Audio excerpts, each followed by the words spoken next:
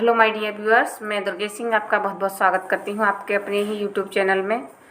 और हमारी जैसा कि सीरीज चल रही थी लिटरेरी टर्म्स को लेकर, तो उसका सेकंड पार्ट आज मैं लेकर आपके लिए आई हूँ। सेकंड पार्ट में, पहले पार्ट में हमने इसके 1 to 25 क्वेश्चन डिस्कस किए थे और आज हम इसके 26 to 50 क्वेश्चन डिस्कस करने वाले हैं। तो आइए शुरू करते हैं हम आज का पहला क्वेश्चन। पहले जिसने भी हमारे चैनल को, जो पहली बार आए हैं, चैनल को विज़िट कर रहे हैं, वो चैनल को सब्सक्राइब करें। वीडियो को लाइक तो आप जब करें जब आपको पसंद आ जाए, लेकिन चैनल को सब्सक्राइब कर लें। आइए शुरू करते हैं आपका अपना क्वेश्चन आज का। A basic element of plot that puts man versus man, self, nature and supernatural. कि एक बेसिक एलिमेंट, किसी प्लॉट का जो बेसिक एलिमेंट है जिसमें मैन वर्सेस मैन होता है, या मैन स्वयं से वर्सेस होता है, या नेचर से करता है द्वंद्व उसका, या सुपरनेचुरल पावर के साथ उसका द्वंद्व होता है, तो ऐसी स्थिति को क्या कहा जाता है? Option A climax, B conflict, C moral और डी थीम। यहाँ हमारा राइट आंसर है B conflict. Next question.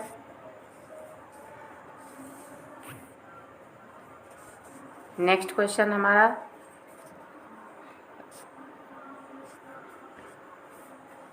27। When the opposite happens in the story that what was expected। कि जब किसी स्टोरी में कुछ अपोजिट घटित होता है जिसकी के उम्मीद की जा रही होती।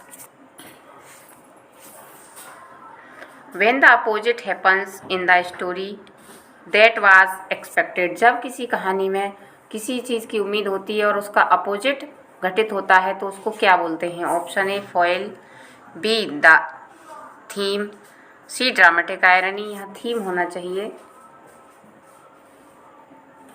थीम होना चाहिए था ये।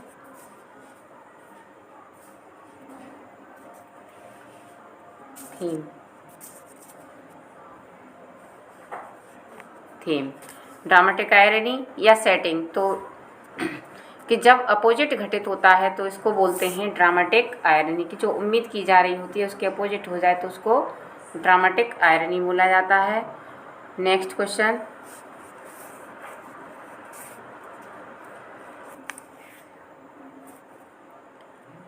The person that is set in opposition from the main character. जब कोई कहानी में कोई पर्सन जो हीरो के अपोजिट सेट किया जाता है उसको क्या बोला जाता है? ए प्रोटैगोनिस्ट, बी एंटागोनिस्ट, सी क्लोन, डी फॉइल। तो जो हीरो को कहानी में प्रोटैगोनिस्ट बोला जाता है और जो उसका अपोजिट होता है विलेन, उसको एंटागोनिस्ट बोलते हैं। हमारा option number B is right. Next question. The end of the story it let the reader know everything is going to be okay. जब किसी कहानी में का जो एंड होता है जिसमें रीडर को ये पता चल जाता है कि अब सब कुछ ठीक होने वाला है, तो इसको क्या बोला जाता है? ए मोरल, बी रेजोल्यूशन, सी थीम, डी क्लाइमैक्स। तो यहाँ राइट ऑप्शन है हमारा बी रेजोल्यूशन। इसको रेजोल्यूशन बोला जाता है। Next question. The lesson that is taught in a story. जब कोई स्टोरी हमें कोई पाठ सिखाती है, कोई शिक्षा देती है, तो उसको क्या बोलते हैं? जैसे आपने कोई कहानी पढ़ते हैं, कहानी से आपको कोई सीख मिलती है, तो उसको क्या बोला जाता है?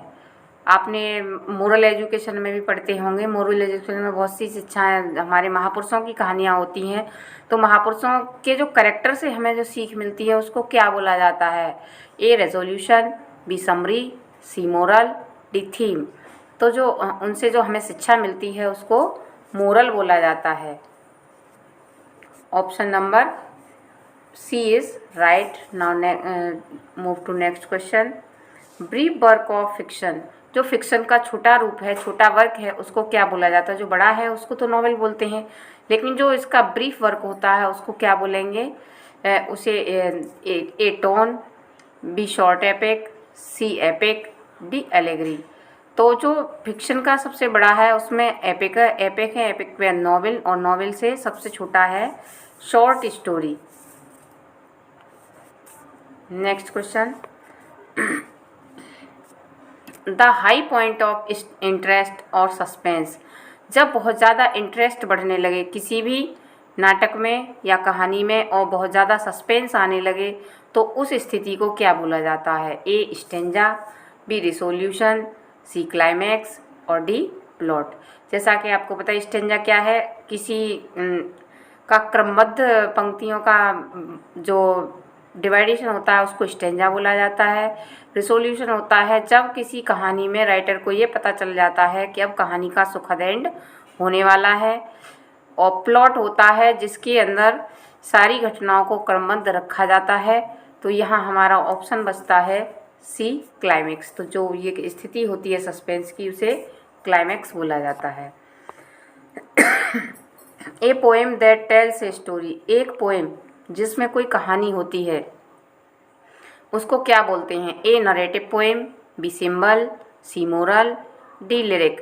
तो लिरिक कहते हैं किसी गीत को और मोरल होता है किसी कहानी से जो शिक्षा मिलती है। लिरिक गीत होता है, मोरल शिक्षा होती है और सिंबल होता है किसी का प्रतीक। तो ये तीनों तो हमारे हो नहीं सकते हैं, इसलिए जो कहानी बताती है पोएम उसको बोलते हैं नरेटिव पोएम। बहुत सारी पोएम लिखी गई हैं इसको लेकर, जिन पोएम्स में कहानी आती है, कोई ना कोई कहानी कही गई है तो वो नरेटिव पोएम कहलाती हैं। जैसे शेक्सपियर का वीनस एंड एडोनाइस है, ये भी लॉन्ग नरेटिव पोएम है। तो नेक्स्ट क्वेश्चन की तरफ चलते हैं। ए स्पीकर और करेक्टर दैट टेल्स ए, एक स्पीकर और करेक्टर कि कोई स्पीकर या कोई करेक्टर जो एक स्टोरी बताता है उसको क्या बोला जाता है? जैसे अभी आपने पढ़ा था कि जो पोएम है जो स्टोरी बताए उसको क्या बोला जाएगा? Narrative poem. तो जो कहानी को सुनाएगा उसको क्या बोलेंगे? शॉर्ट स्टोरी, बी नरेटर, सी क्लोन, डी फॉइल। तो यहाँ राइट आंसर है हमारा जो कहानी को सुनाता है, वर्णन करता है उसको नरेटर बोला जाता है। Our option number B is right. Now move to next question. A short speech delivered by an actor in a play expressing the character's thought, कि एक छोटी स्पीच जो किसी एक्टर के द्वारा बोली जाती है और करेक्टर के विचारों को व्यक्त करती है, जिससे हमें करेक्टर के विचारों का पता चलता है कि उसके मन में क्या चल रहा है, तो उसको क्या बोला जाता है? ए नरेटिव पोएम, बी एपीलॉग, सी असाइड, डी प्रोलॉग। तो जो एक करेक्टर के द्वारा जो बोला जाता है शॉर्ट स्पीच उसको असाइड बोला जाता है। हमारा राइट ऑप्शन सी है। Next question. Poetry that utilises the techniques of drama, कि वो पोइट्री जो ड्रामा की तकनीक को यूज़ करती है उसको क्या बोलते हैं? Option A irony, B pathetic fallacy, C lyric और डी ड्रामेटिक पोइट्री। तो जो पोइट्री ड्रामेटिक टेक्निक्स को अपनाती है जिसमें एक तरह से ड्रामा के लक्षण होते हैं उसको हम बोलेंगे ड्रामेटिक पोइट्री, कि उसमें ड्रामा के लक्षण होते हैं इसलिए उसको ड्रामेटिक पोइट्री बोला जाता है। Option number D is right. Next question. The descriptive और figurative language used in literature to create word picture for the reader, कि जब किसी लेखन में, किसी रचना में कि कुछ ऐसी चीज़ें यूज़ की जाती हैं जिसके द्वारा रीडर के सामने एक पिक्चर, वर्ड पिक्चर क्रिएट की जा सके, यानी शब्द चित्र उसके सामने रखा जा सके कि पढ़ते में उसको ऐसा लगे जैसे कि उसका चित्र उसके सामने आ गया हो। तो इसको क्या बोला जाता है? Option A metaphor, B sensory language, C simile और डी इमेजनरी। तो इसको बोलते हैं इमेजनरी, एक तरह से कल्पना, काल्पनिक बोला जाता है। जब किसी की इस तरह से प्रस्तुति की जाए तो उसको काल्पनिक बोला जाता है, imaginary. Next question. Lesson taught by A literary work, कि किसी लिटरेरी वर्क के द्वारा जो हमें शिक्षा मिलती है उसको क्या बोला जाता है? ए नरेटर, बी असाइड, सी सोलिलकी और डी मोरल। तो यहाँ हमारा राइट आंसर है उसको मोरल बोला जाता है। नेक्स्ट क्वेश्चन है, हमारा आंसर है D, option D is right, moral.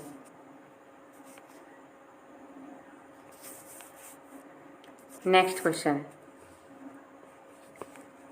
A brief story about an interesting, amusing और स्ट्रेंज इवेंट। एक छोटी सी कहानी जो किसी मनोरंजक और आनंद देने वाली अजीब घटना का वर्णन करती है, उसको क्या बोला जाता है? ए मोरल, बी माइम, सी अनेक्डोट, डी टोन। तो ऐसी जो स्टोरी होती है छोटी छोटी, आपने सुना होगा, बहुत सी किंवदंतियाँ सुनी हैं जो किसी बड़ी घटना में से होती हैं, उसका छोटा सा रूप होती हैं, तो उसको बोला जाता है anecdote. Option C is right. Next question, a literary work is the writer's attitude towards her और हिज ऑडियंस एंड सब्जेक्ट। एक लिटरेरी वर्क जो राइटर का एटीट्यूड दर्शाता है अपने ऑडियंस की तरफ और सब्जेक्ट की तरफ, उसको क्या बोला जाता है? ए टोन, बी पिच, सी असेंट, डी इंटोनेशन। तो जो ये एटीट्यूड होता है इसको टोन बोला जाता है, कि राइटर का टोन बोला जाता है। Next question, anything that stands for और रिप्रेजेंट समथिंग एल्स। कि कोई भी चीज़ जो किसी और को रिप्रेजेंट करती है, किसी वस्तु को रिप्रेजेंट करती है, उसको क्या बोला जाता है? ए जेनर, बी प्लॉट, सी सिंबल, डी फिगर। तो इसका राइट आंसर है हमारा, उसको सिंबल बोला जाता है। जब हम किसी को किसी के स्थान पर प्रयुक्त करते हैं संकेत देने के लिए, तो उसको उसका सिंबल बोला जाता है, यानी प्रतीक। नेक्स्ट क्वेश्चन, दी थ्री लाइन वर्स फॉर्म को क्या बोला जाएगा? ए हाइकू, बी ओटावारेमा, सी सोलिलकी, डी असाइड टर्सेट। तो यहाँ हमारा राइट ऑप्शन है, जो 3 लाइन का वर्स फॉर्म होता है उसको हाइकू बोला जाता है। Option A is right. Next question, reason that explains और partially explains why a character things, feels, acts और behaves in a certain way. कि वो रीज़न जो एक्सप्लेन करता है या आंशिक रूप से या पूरी तरह से, कि कोई करेक्टर कैसे सोचता है, क्यों फील करता है और क्यों बिहेव करता है अजीब तरीके से, निश्चित तरीके में, तो उसको क्या बोला जाता है? ए परसुएशन, बी मोटिवेशन, सी असाइड, डी हाइकू। तो इसमें हाइकू आपका हो नहीं सकता, असाइड भी नहीं हो सकता और मोटिवेशन भी नहीं है। तो हमारे यहाँ राइट ऑप्शन है persuasion. Question number 44, a writing और speech that attempts to convince the reader to adopt a particular opinion और कोर्स ऑफ एक्शन।